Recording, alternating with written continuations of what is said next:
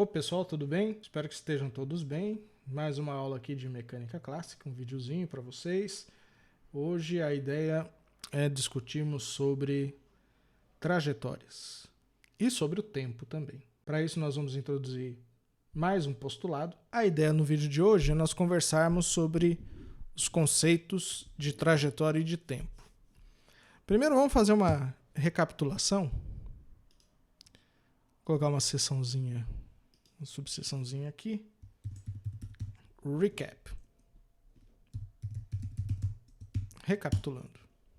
Nós conversamos sobre conceitos, partícula, interação, sobre o espaço euclidiano e etc.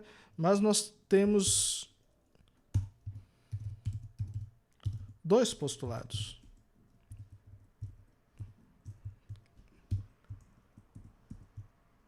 O primeiro postulado que nós colocamos é que a posição de uma partícula é representada por um ponto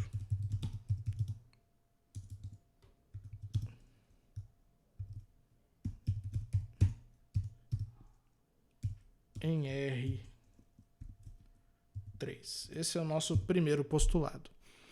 Então, antes de colocar esse postulado, nós falamos sobre partículas e nós falamos também, depois que eu coloquei o postulado, sobre o espaço euclidiano R3. E o postulado 2 me diz que a distância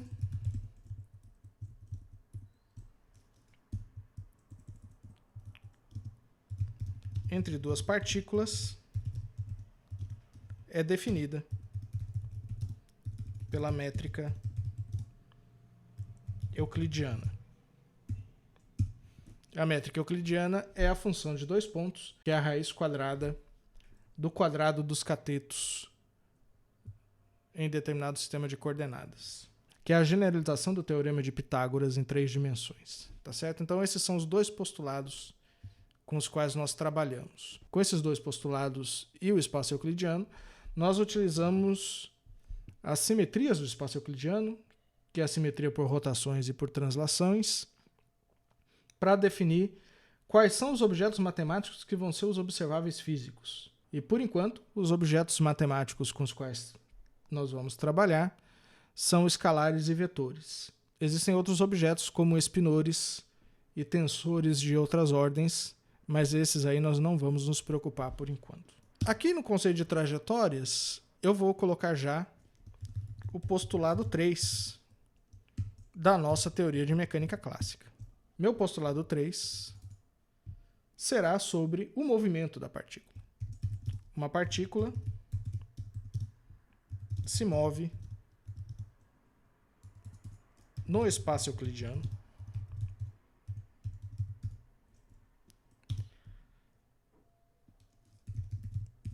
através de curvas suaves. Então, qualquer que seja o motivo do movimento, seja o fato de você ter escolhido um sistema referencial em particular, ou a partícula está interagindo com algum outro sistema físico, a partícula vai se mover no espaço euclidiano através de curvas suaves. Então, o que é uma curva? Matematicamente, uma curva, geralmente a gente utiliza letras gregas para se referir a curvas em matemática. Uma curva gama, ela é uma função que leva pontos do meu espaço euclidiano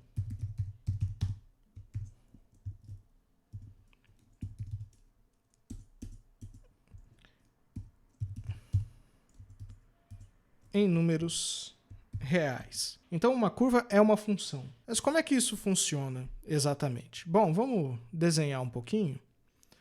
Está aqui meu quadro de desenho. E aí eu vou desenhar o que vocês intuitivamente acham que é uma curva. Então, vamos fazer de conta que esse quadro branco aqui é o meu espaço euclidiano.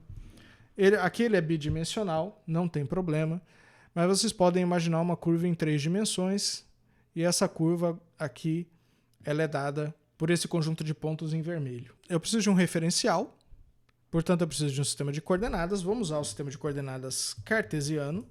E aqui eu vou dizer que a origem do meu sistema é esse ponto 0, 0, 0 aqui, que é o início da curva. Vamos supor que a curva tem um início.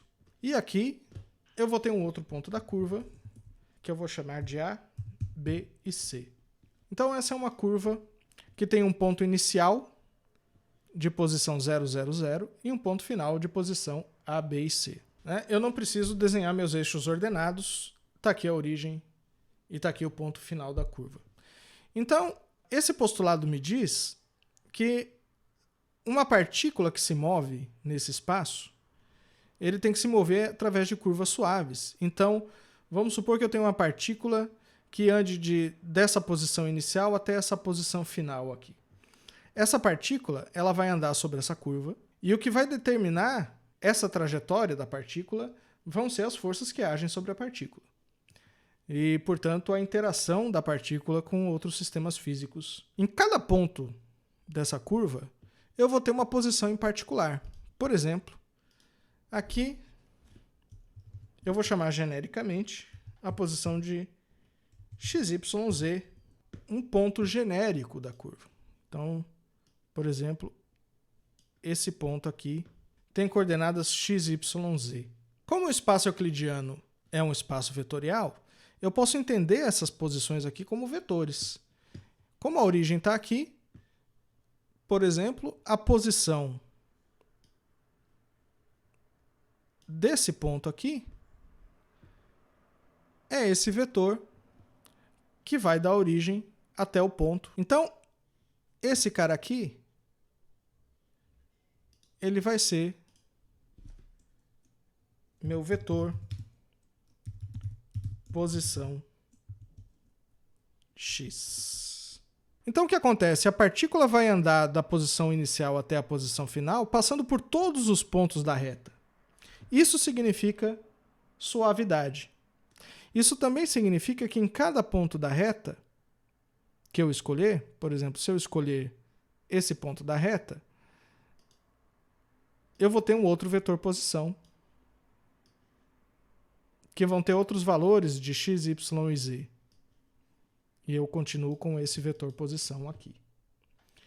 O fundamental do postulado é que, sob qualquer interação que a partícula esteja submetida, a partícula vai andar sobre uma curva de maneira suave. E de maneira suave significa que a curva precisa ser infinitamente diferenciável. A curva ela é definida por um conjunto de funções. Então agora eu estou colocando o meu sistema de coordenadas x, y, z aqui. Esse conjunto de funções, eles serão funções de um parâmetro t. Então uma curva relaciona pontos do espaço a um conjunto de números reais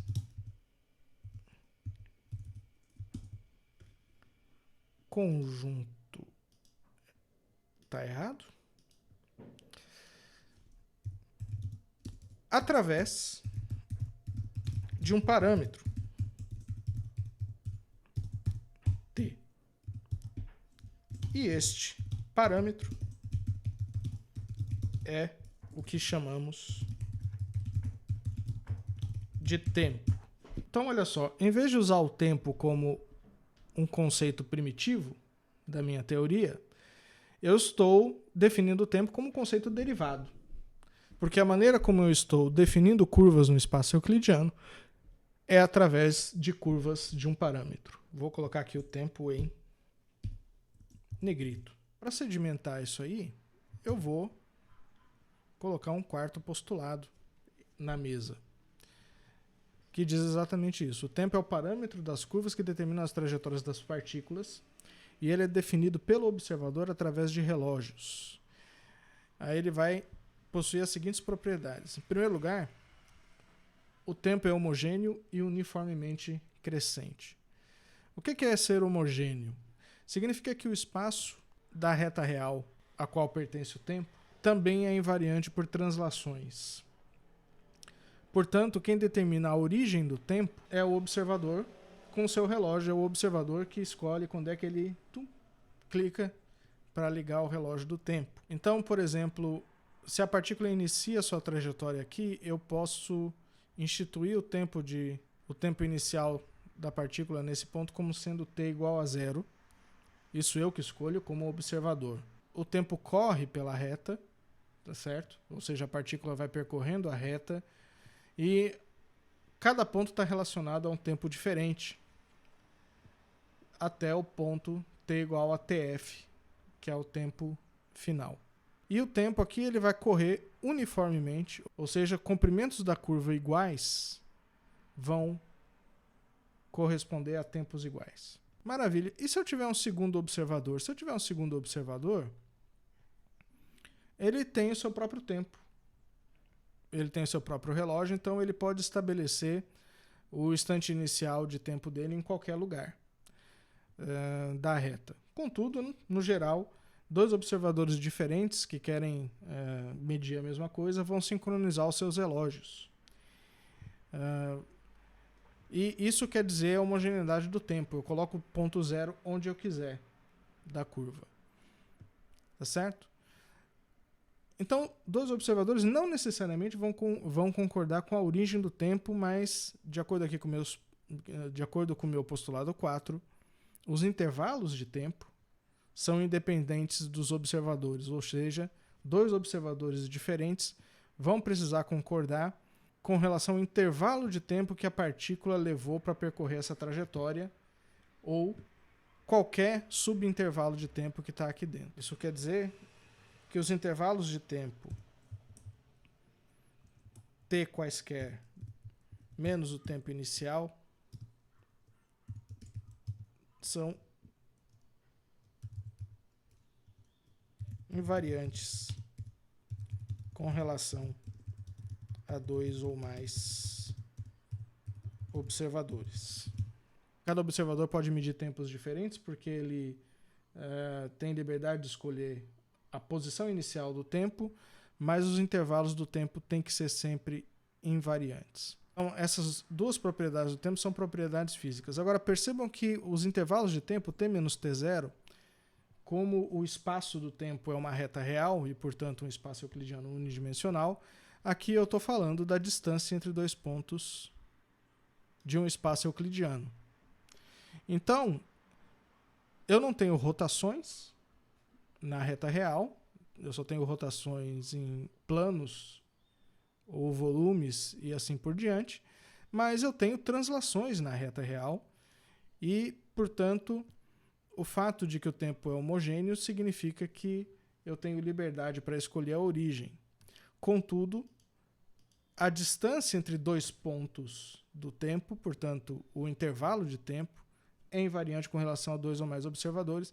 E essas duas regrinhas aqui, a homogeneidade e a invariância da métrica, são propriedades que espaço e tempo compartilham. E, portanto, o tempo ele obedece às mesmas propriedades do espaço, com exceção dele ser sempre uniformemente crescente. Ou seja, o tempo ele sempre é contado para frente. Essa é uma propriedade especial do tempo que nós vamos discutir numa tarefa que eu vou passar para vocês. Por enquanto eu não discutirei. Bom, o que significa...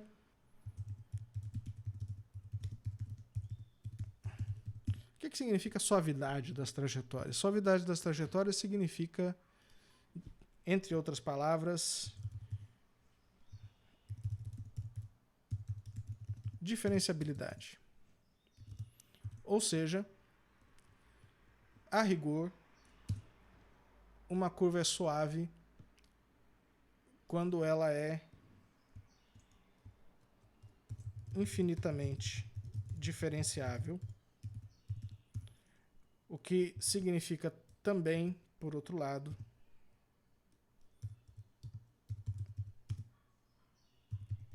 as funções que a determinam podem ser possuem infinitas derivadas.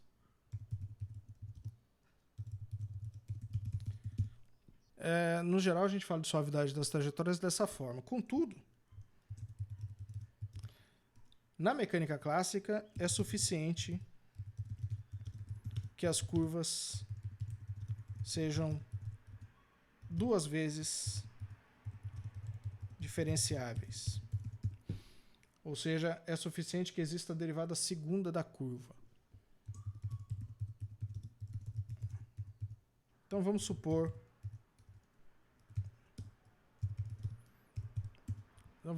uma curva que ela é definida pelas seguintes equações. X é igual x vetorial x de t. Tá certo? Vocês já viram várias equações desse tipo, por exemplo, do movimento uniforme, que x é igual a x0 mais vt. Tá certo? Então eu tenho uma curva x é igual a x de t. Aí eu posso definir o que a gente chama de velocidade. Velocidade da curva é o que nós chamamos, no geral, de v. Ela é a derivada primeira no tempo do vetor posição. E que por muitas vezes nós vamos utilizar a notação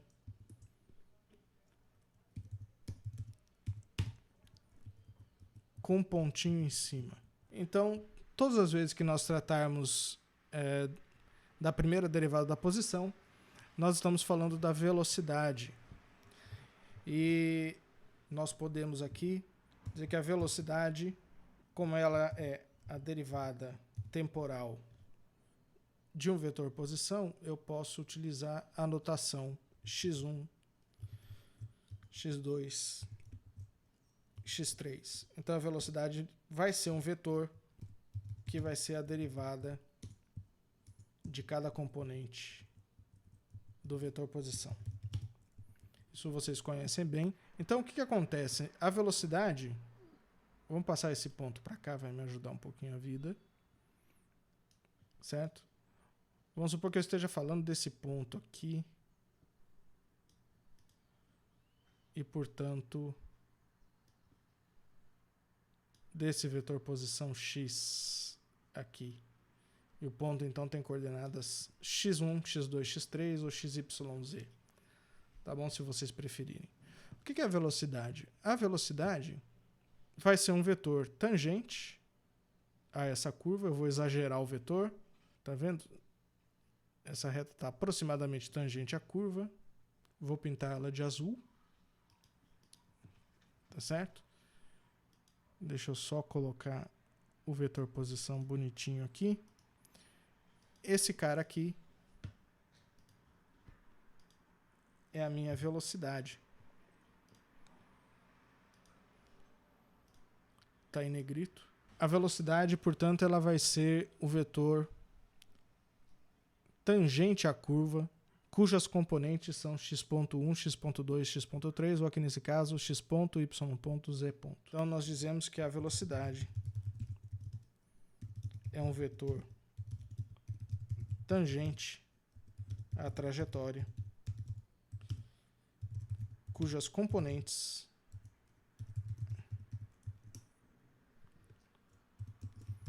são as derivadas primeiras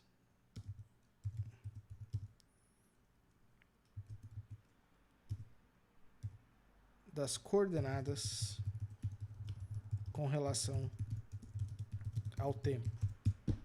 Por outro lado, nós temos as derivadas segundas. Uma mesma curva x é igual a x de t, nós definimos as acelerações ou a aceleração como sendo um a definido como a derivada da velocidade com relação ao tempo, que portanto vai ser a derivada segunda da posição com relação ao tempo. Aí eu posso usar a denominação v ponto ou a denominação dot, x 2 pontos. Tá certo? Então, o 2 pontos em cima de uma variável significa derivação 2 vezes com relação ao tempo. Posso copiar e colar aqui a mesma coisa. Em forma matricial, a aceleração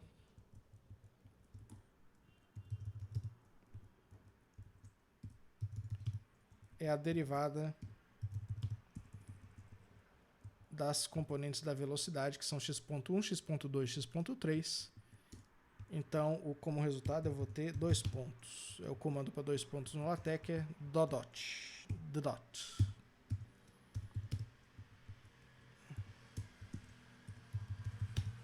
Então, aqui nós temos, em razão da suavidade das trajetórias, a existência da velocidade e da aceleração, que vocês já conhecem. Então, essas são as duas primeiras. São as duas primeiras variáveis dinâmicas. E eles são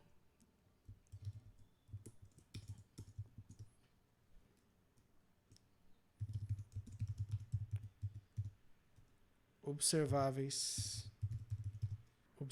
extrínsecos da partícula. Volta aqui. Então, o vídeo de hoje, nós postulamos que uma partícula no espaço euclidiano, quando existe um movimento, ela percorre uma trajetória que é representada por uma curva no espaço euclidiano. E essa curva é parametrizada por um parâmetro que nós definimos por ser o tempo, através do postulado número 4. E coloca suas propriedades. O tempo ele faz parte de um espaço euclidiano unidimensional, que é uma reta real. Esse espaço é homogêneo, como qualquer espaço euclidiano. A métrica desse espaço, que são os intervalos de tempo, são invariantes com relação a qualquer observador. Quaisquer dois observadores precisam medir o mesmo intervalo de tempo. A diferença entre o tempo e uma coordenada espacial é que o tempo sempre cresce. E nós vamos discutir por que durante o curso. Vou colocar uma tarefinha para a gente discutir isso aí. Bom, pessoal, por enquanto é só. Não se esqueçam de ler os textos indicativos, material de apoio. Até o próximo vídeo.